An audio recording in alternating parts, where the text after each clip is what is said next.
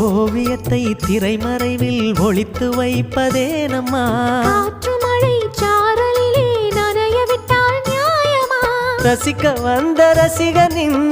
விழிகளை மூடாதே விழியை மூடும் போதிலும் விரல்களாலே தேடாதே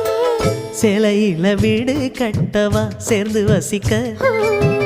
ஜன்னல் வச்ச ஜாக்கெட் போடவா தென்றல் அடி